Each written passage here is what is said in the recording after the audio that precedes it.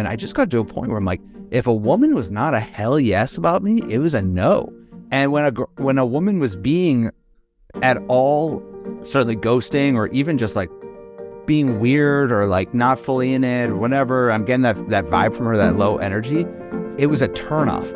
And that is ideally what we can all get to with these situations or situationships or even your ex. If your ex breaks up with you, they did it for a reason. And now once someone has told you that or they've ended it, that is unattractive. All right, Gary, today we're going to be talking about how to stop obsessing over an ex. We'll talk about some psychology and just get into the nitty gritty and some practical tips that people can use to stop obsessing. But I should say there's one hack that is guaranteed to work. Here it is. If you go on my YouTube channel, in the comments, there's these spam comments and they're like, if you text this WhatsApp number, you can talk to like a voodoo guy and it will stop you from obsessing over your ex. I think you got to send him like $10 or something like that. Absolutely. For those to work. Absolutely do not do that. These same people are on my Instagram constantly. They're constantly DMing me on Twitter. The spellcasters, I think, are some of, I don't know, we can say this on a podcast, some of the lowest forms of human beings on the planet, because all they're doing is preying on vulnerable people who are experiencing heartache. And like, this obsessing about your ex is nothing to joke about. Like, this is a serious thing. And for them to just try to like make a buck off of something that's clearly a scam is just, I find it reprehensible. But I just can't believe that people will pay for a spellcaster these days. I mean, they must be making money because they're posting these like crazy. But I think it just speaks to like how serious of an issue this is, right? It's like how many people, if they could just go like this and get their former partner back or have regret over a past relationship. Like, I mean, it's one of those experiences, like people feel abandoned, they feel uncertain, they feel like just lost when they're longing for this other person. And so, I mean, that's why I just think like those kind of fraudster types of people are just horrible, because it's just, you're taking people at their most vulnerable moment and they need help. They don't need you stealing their money. It's right. Terrible. Well, it's a tricky topic, especially in the dating coaching world, because I know of many, many coaches who have a how to get your ex back, 6 steps, follow this, and he'll be running back into your arms, yada, yada, yada. And I was never able to do that. That was just not in line with my value system, nor are there 6 steps to get your ex back. In fact, in most cases, you should probably move on. And so I created this product. I remember, oh God, it's probably 5 years ago. And it was like the most nuanced title ever. It was like, how to heal your heart and move on from your ex, or maybe get him back in a small percentage of situations. It was such a freaking bomb. Let me tell you, no one, like, it was the biggest bomb product that we've ever had. And well, that's because people want to hear like, no, Adam, you're definitely going to help me get him back. It's going to be simple. All I got to do is step 1, 2, 3, spells included or not. And we're going to get him right back. And I think it's, one of the things you said in there, which is totally true, is like, should you really want him back? Like, is this really a good idea? And it's probably not a good idea. Like, once something ends like this, like, it's probably better to move on. But nonetheless, I do think there are some things that, we should talk about in terms of do's and don'ts that people might want to consider when they're feeling, these feelings about obsessing about an ex. I agree. I think there's a lot of really good research in this area. I know this has kind of like been your area of expertise, is breakups. So I think this is a fantastic thing for us to talk about. So do you want to start with, so if someone is just gone through a breakup, whether or not they were the ones who ended it, I think we've all had that situation where we're just like in this constant mental cycle where we can't stop thinking about that person. There's a sense of loss and there's a sense of grief. And today, I think we want to talk about what to do and what not to do. So where do you want to start? What do you think is most helpful here? Yeah, I think it's just first important to acknowledge how serious this is, right? It's like, when you lose a relationship, like I said, even if you're the one that's initiating the breakup, you still feel a sense of loss because it was someone you cared about and you didn't go into that relationship wanting it to end. So there's still a sense of loss. In this particular context, it is definitely much, much worse for the person who's been broken up with. They're going to be more likely to have that sense of longing and incompleteness, and that sense of rejection. But in either case, when we say obsessing about your ex, really what we're talking about is rumination. research finds that this rumination, this constantly kind of like going over kind of like what happened and how can I get them back, and just kind of getting stuck in this mental rut. It's not arbitrary. Like it's actually quite harmful. And, there's research showing that, it's linked to depression, anxiety, there's physical symptoms. It's bad for like chronic pain and immune function and cardiovascular health and other, mental health things like life satisfaction. It's bad for that as well. And so, it's serious, right? And it's no wonder that people are kind of desperate for solutions, because it's a terrible feeling that has very real consequences. So I'm really glad that we're going to spend some time talking about the do's and don'ts about how to help people with this. So, I think one of the first things I can just say, whenever I've gone through breakups, I've been on both sides of breakups previously in my life. I think most people have at some point. And first thing that I would tell that person or that guy who's going through that is get back to the basics of what makes you happy. Like, get back to the things that make you happy and healthy.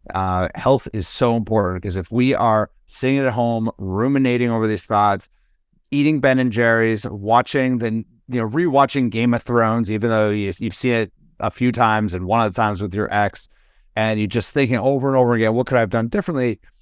You are not going to set yourself up for success. So the very first thing we want to do is focus on our sleep. What are we eating? Are we exercising? Because that is the foundation of our mental state. And if we just allow ourselves to kind of crumble under all of this and just flat out just, I don't know, give in to our urge to just want to binge and just like feel horrible about ourselves, then obviously what's going to happen? Oh God, this situation's only going to get worse. I don't know if did you talk much about that. Yeah, and I think, that's those kind of activities not only are going to help kind of lay the foundation for a healthy recovery, but I think those kind of activities are also, much like we talked about in the program, dual intent, right? A dual intent thing is something where it's going to help you, but it's also going to set you up to possibly meet somebody else or interact with other people. And I think that's really important, because, when you're obsessing about an ex, a lot of it's about this feeling of rejection. And so it's very easy to kind of like downward spiral into this, like, no one loves me, no one's ever going to love me, I'm never going to be in a relationship again. And like, it just kind of gets out of control. But if you're doing these kind of dual intent activities, like joining a gym or joining a club or taking a class, like these are things that are going to help you. They're going to help you, they're going to distract you, and they're going to help you meet new people.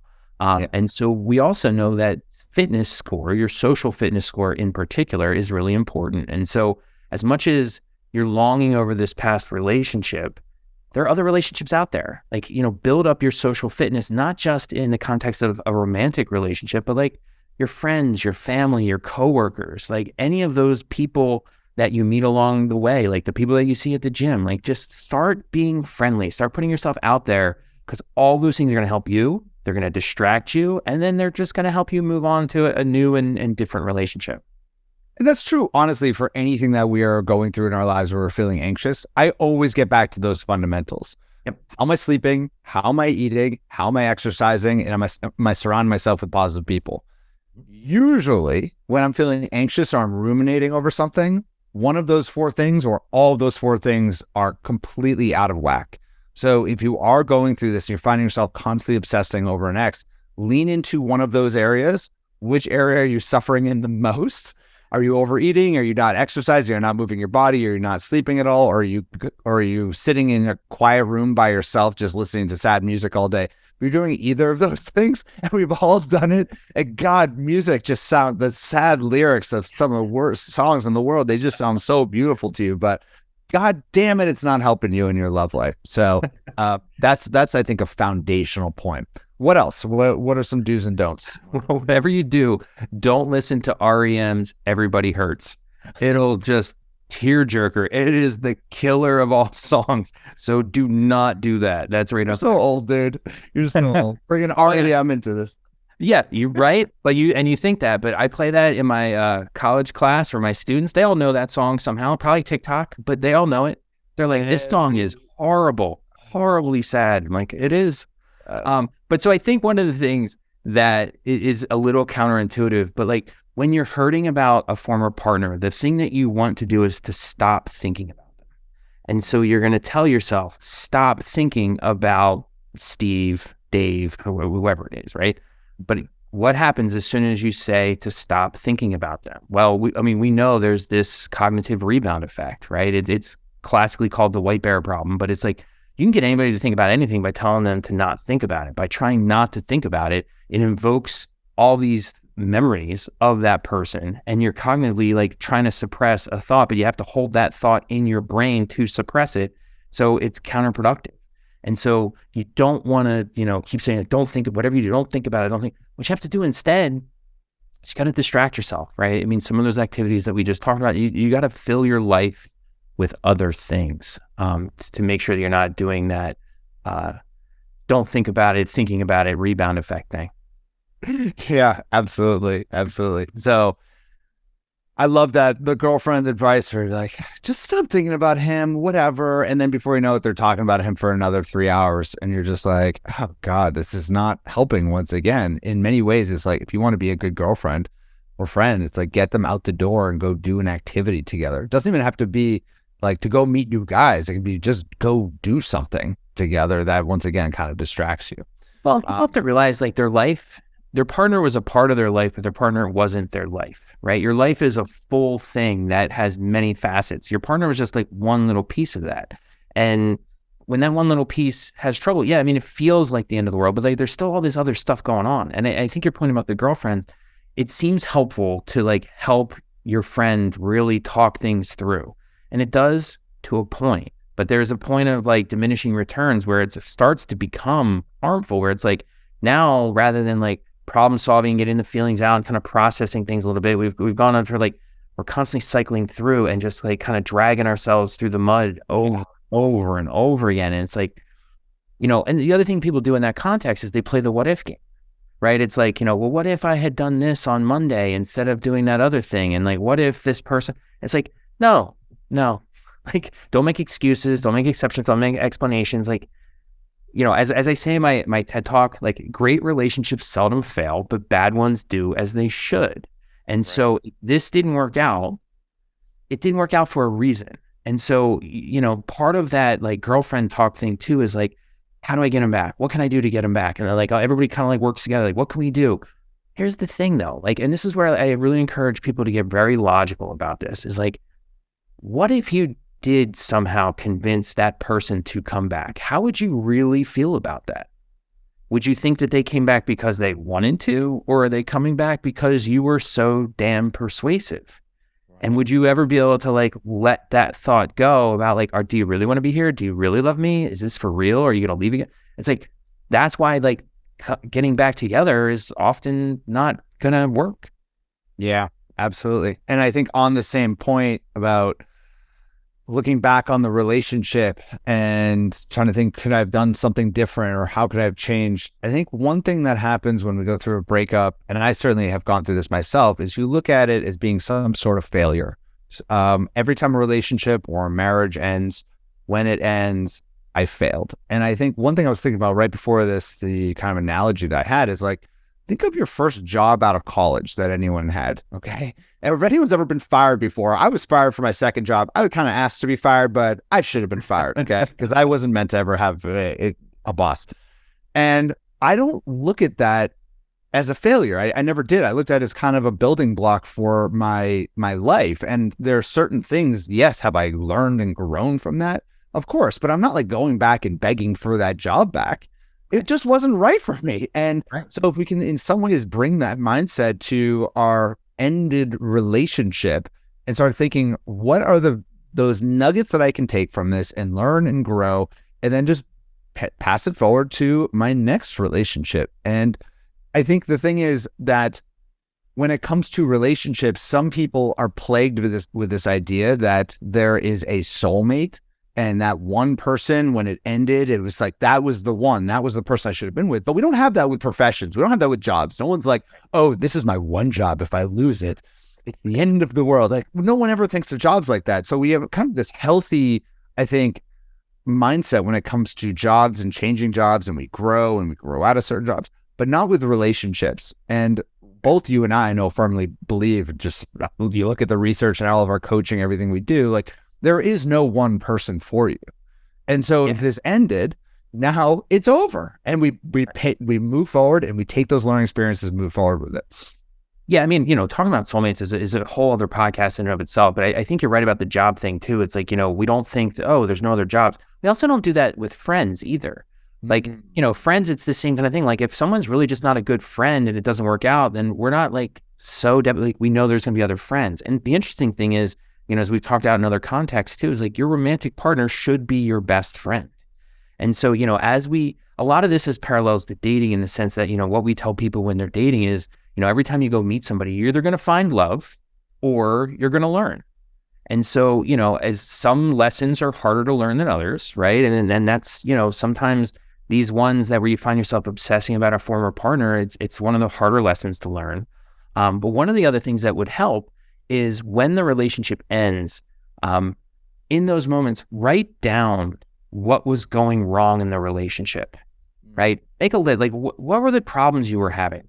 And not just from your perspective, but like from your partner's perspective. What did your partner see as the problems? What was the big picture issues that you guys had together? Because what you're going to find is, later you'll have that to kind of like refer back to as like a helpful little reminder. Often what you think you're missing, you never really had in the first place, right? What you're missing is this like idealized, like, perfect vision of this relationship. And frankly, like if that was really true, great relationships seldom fail, but the bad ones do as they should. And like, it just probably wasn't there in the first place.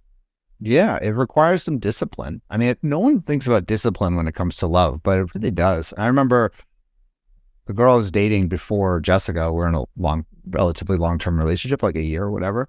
And I ended it with her, but it was one of those relationships where I was like, I could do this. Like I think, marry her and it could be a good life, but I could do better. It's not like about me. I think like we could do better. It is not like that sounds, I think, putting myself on a pedestal is like both of us could have done better. It was a mediocre relationship, frankly. And that was hard. That was my hardest breakup. And I had to write down, and that was the very first thing I did. I actually did it before I broke up with her. I wrote down every single reason why I felt like this wasn't right for me. And that was the most important Google Doc I ever wrote. Like I look back at that so many times because, you want to call them, you want to, hook up again, you want to go out again, spend time together, you want to heal each other. I mean, there's so much there when you reconnect and it feels so good again. You go from this place of sadness and loneliness, then you come back and so when you are going through that one piece of paper, oh man, I can't even tell you how insanely important that was for me to just look at. I think I saved it on my phone. I was just like, don't do it.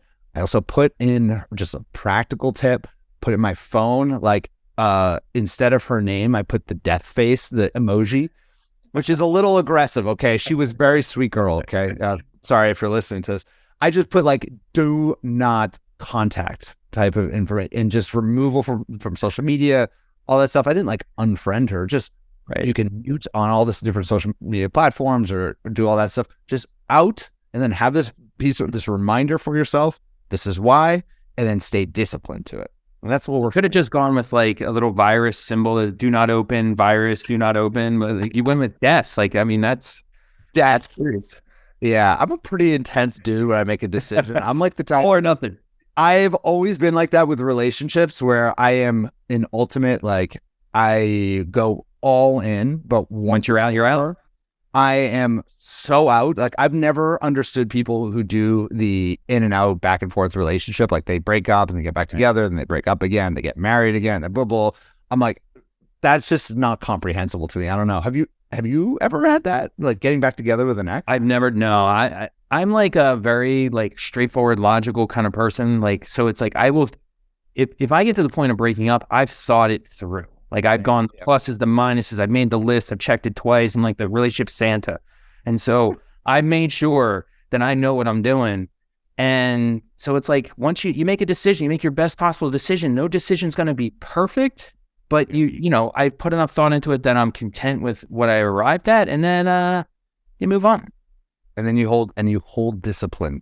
You hold discipline because you write out those reasons why it didn't work. The other thing you want to write out too is like, what is it that you really want? Like, what was that relationship lacking? And like, that can give you some clarity about what it is you really want. And so that can help you to know what to look for, right? And so some of that is going to be really important because you want to fix what's broken and you want to go look for something and you want to look for something different. You don't want to go back. Like we were just talking about go back. Like how many people are like, you just said like people just want to like get back together with their former partner. And it's like the research shows that's a bad idea. Like it generally does not work, right? And some people always, I talk about this a lot and people say, but I've seen it work. It has worked in the history of time. It has. Possible. It's just not freaking likely, right? And so you got to think about like, what's the most likely outcome? Not could it happen, but what's typically going to happen? And what's typically going to happen is you're just going to prolong the misery, right? You want to get back. They may not. And it's a problem. And so then people are like, okay, well, I don't want to get back together. You know what I want to do instead? You know what they want to do, right? We'll just be friends. We'll still be friends. What do you think about that? Oh, don't even get me started, Garrett. I love it.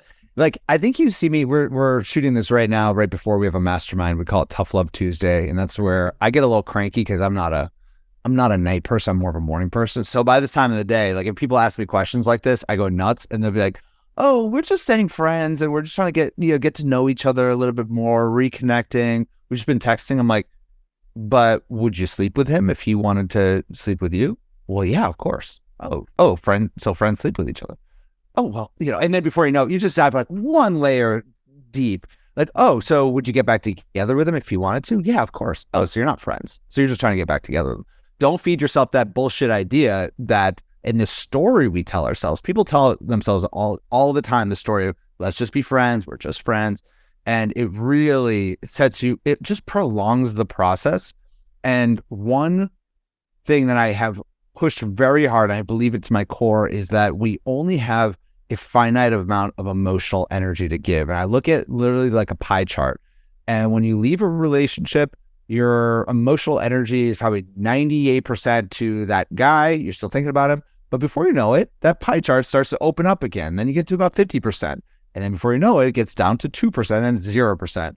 However, if you stay in contact with him, you stay as friends, you grab coffee, you continue to hook up, all of those things, that pie chart just stays full, yet you're not getting what it is that you really want in a relationship, which is a relationship.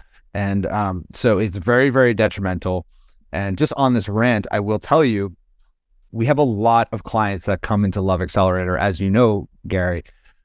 They come in, they have a guy that they're talking to, either it's their ex or it's someone who's been flaky or it's a guy, yada, yada, yada, but he's not really in it. And they say, well, how should I go about this program? Because I kind of want to be with that guy. And my advice is the same as it's always been. And I say, look, get to what we call little love step number 2, which is where we create a love vision and we get that clarity like we were just talking about in a very specific way, knowing what a healthy relationship looks like, what a high value man looks like, giving specific examples, and we create a customized love vision for yourself. Once they go through that process, they tend to, like 90% of the time, have that aha moment and like, oh, that guy's not right for me. Oh, what am I doing? Wrong person for me. And then they move forward with the process. And you've heard me say that enough times at this point. Yeah. I mean, there's so many people that, I think some of it kind of goes back to this idea, like we said before, about like soulmates are like, if I started making it work with this person, I owe it to myself and like the relationship to try to keep making it work. So that's part of it. And that's a false belief. Like you owe it to yourself to be happy and fulfilled. That's who you owe anything to. The other side of it is sometimes people, and you kind of touched on this a little bit too. It's like, I could make this work. I could make this work. Just because you can doesn't mean you should. Right. And so it's like some relationships just aren't worth saving, because I say this all the time. It's like everyone deserves a great relationship. And if you haven't found a great relationship, keep looking, because it's out there for you. Like everyone has it.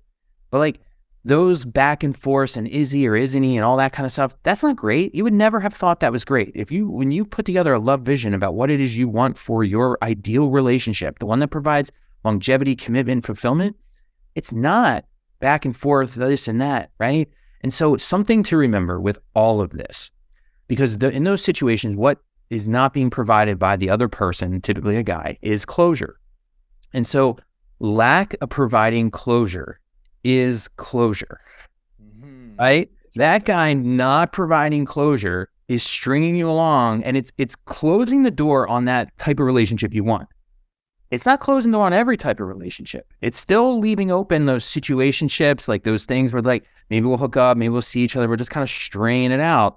But remember, like, not providing closure is closure, right? Because you know how this feels, not having closure. So who in their right mind would do that to somebody they really love, really care about, and really want that long-term committed, fulfilling relationship with?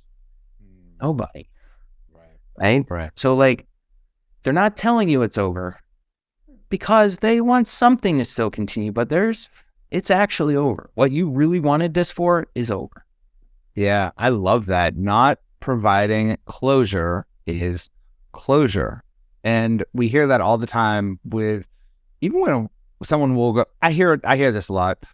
Woman will go on 2 dates with a guy and she'll really like him and then she doesn't hear from him again. And she's obsessing over him from that situation. And she says things like, oh, it's so silly. Like, why am I being like this? It's so irrational to me. Like, I can't believe that I'm giving this guy so much of my energy. But she doesn't want that closure. And I'm going to use that concept right there because it's very powerful. Look, when they actually ghost on you, that is the answer. And I think when you get from like, when you really want to get to kind of an enlightenment period, this took me some time to get to this level. I'm not saying I'm enlightened, but like in relationships and dating, the way that you can feel kind of the way to get over this constant obsession over a person that doesn't want you is when it no longer requires discipline. And suddenly you get to a point where if someone is not totally all in with you, they are suddenly very unattractive to you. Like, there was once a time in my life where if a girl wasn't into me, or if she was like being cold or despondent or whatever, I would do everything in my power to win her back. Like, whatever I could do, because I was immature and that was exciting. I'm a certain type of personality that I don't like to lose. But then I got to a certain point where I think it was around when I started coaching, really, when I just got to a point where I'm like, if a woman was not a hell yes about me, it was a no. And when a woman was being at all, certainly ghosting or even just like being weird or like not fully in it or whatever, I'm getting that vibe from her, that low energy, it was a turnoff. And that is ideally what we can all get to with these situations or situationships or even your ex. If your ex breaks up with you, they did it for a reason. And now once someone has told you that or they've ended it, that is unattractive. That's not something we want anything to do with. And if you can get to that point where those are the only people you allow into your life, holy crap, does it make dating so much less complicated. Yeah, it's all about, it all goes back to confidence, right? Yeah. Confidence and belief in yourself. And this idea, like, so how many people do you see in this exact situation? It's like they're in it because they like a project too. Like, you kind of put it in like a competitive mindset, which I think is like a guy's way to think about it. Yeah. But I think from the female side, it's like, it's a project. I can help them. I can save them. I can fix them. Like, I can fix this. Like, and so that sounds all great and noble and everything, but it's like, you have to remember, like, when you're focusing on projects, you're focusing outward. So perhaps it's a distraction from focusing inward. And like, you can't, like, that inward focus, like, if you're not feeling very confident, you can go fix somebody else and not have to worry about yourself. Right. And it's like, that's where it's like, you gotta become accepting of who you are, kind to who you are, confident in who you are, because when you know that you're great, like, and other people don't think you're great, well, it's like, well, that's their loss. Right. Like, right. We like people that, you should like people that have the good sense to like you. Yeah.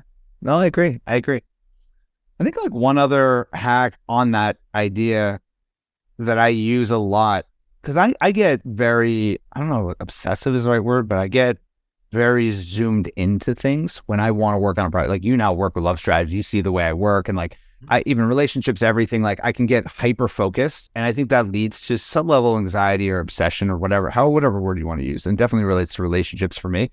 And anytime I find that I'm too zoomed into something or ultra focused, I actually take this approach of zooming out and think like, okay, my dad's 83 years old. My mom's just turning 80. What if she were going through this, or my dad were going through this at my age? Like, when he's 80, what is he thinking about that situation? Like, what does he think of that? Like, I always kind of talk to my 80-year-old self or 83-year-old self and be like, is this actually a big deal or not? And like, sometimes it is, right? Sometimes if you're leaving a 20-year marriage and it's kind of a big deal. Okay. So what would your 80-year-old wise self tell you? Right. And just like talk to your 80-year-old self who is like completely zoomed out, looking at your entire life. And sometimes it just alleviates things. Like when things are just not quite going my way and I'm just like totally focused, I'm just like, you know what would 80-year-old Adam say? And he'd be like, dude, chill out, man. Enjoy the ride. It's all good. This person wasn't right for you. You're going to find the right person for you. Get back on that horse. When you're ready, go make it happen. And I think there's just like wisdom there. You're almost speaking to like the wise part of yourself that does exist. Yeah. And what we call that in the literature is you're giving yourself psychological distance, right? You're giving yourself distance from the pain the emotional pain you're experiencing now, right? And you're taking perspective and you're allowing yourself to kind of see things a little bit more clearly. And particularly that 80-year-old self thing, you realize, I think in the grand scheme of your life, these things are setbacks, but like it allows you then to come back from those setbacks even stronger. And so, if you look back at your life right now, like there's been things in your life that haven't gone well. Like we've all suffered previous breakups and like we've all been fine after those things. Like we've learned some things, we got better, right? And so that's going to happen again. It's really, really hard to see in the moment. I get it. But that's why you do those kind of things like you suggested. It's like talk to your 80-year-old self to kind of get a little bit more perspective. Yeah, absolutely. And your 80-year-old. What's that? I was just going to say your 80-year-old self would also say, stay the hell off of social media, right? And stop stalking your former partner, because that's bad news too. My 80-year-old self would also tell me to probably like stop drinking so much alcohol, like stop going out at night, like stop like all these things. And he's so right, but a lot of wisdom. Stop eating Sour Patch Kids on Sunday afternoons, like, oh God. But you got to take the good with the bad. You take some of the advice, but you also live in the moment. But no, I think it's all of this is so easy to see when you are not going through this grieving process, and the loss of relationship really is very similar psychologically to the loss of a person in your life. I mean, to death. And I call it the fog of love when you're just kind of going through this foggy moment. So hopefully this gives you all who are going through this something to think about. If you have gone through this in the past, but you're not currently grieving, maybe use some of these tools to empower you to get back out there. Because I think a lot of people, when they are grieving a previous relationship, they have this fear that if they go through that again, they do everything in their power to not go through any type of breakup again. And hopefully you can use these tools to kind of empower you to think, you know what? If a relationship ends again in the future, I'm going to be okay. I can lean into some of these concepts and just kind of move forward with your life. So, yeah. And I think this is where, something we said earlier, which is really helpful for this obsessing thing and then kind of the moving forward thing is like, when you're out there dating, you're either going to find love or you're going to learn. And each time that things don't work out, you learn a little bit more. And so it's one step closer to getting that long-term, fulfilling, committed relationship that you're looking for. Yeah, absolutely. And for those who are in any stage of this process, a support system is so incredibly useful. You are absolutely the average of the 5 people you spend the most time with. So if you're going through a breakup, and that's a Jim Rohn quote, so I'm not going to steal that one, but you are absolutely the average of your environment and everyone you surround yourself with. So be intentional about your support system. Where are you getting that advice? Obviously, if you want more community online or coaching and all that stuff, that's what we offer. But you don't always need that, depending on what stage you're in your life. If you don't need that at this stage, obviously just be super intentional about where you find that support structure, whether it's through friends, family, your kids, whoever. And you're going to get through this if you're going through this right now. So best thing I got. Yeah. Do things that, give you energy, from the health things, the exercise things, the sleep things, the people you spend time with, like seek out positive experiences in your life. That's ultimately what's going to help you best. Yeah. All right. Well, Gary, this is super fun for me to talk. I enjoy this. I don't talk about breakups enough. So if you all enjoy this, let us know in the comments or wherever it is that you're watching this video, because we can definitely do a lot more on breakups. But I'm not doing a get your ex back. Maybe not. Maybe, I don't know, Gary. Do you want to do your get your ex back show ever? No, we're not doing it. We're not doing it. No. I almost gave in my own head. I'm talking to myself on both sides. So no, we're never going to be doing that. But we will walk with you in any stage of where you are in your love life. So thanks so much for listening. And we'll talk to you all again soon. Hopefully you got something from this. Bye. Take care.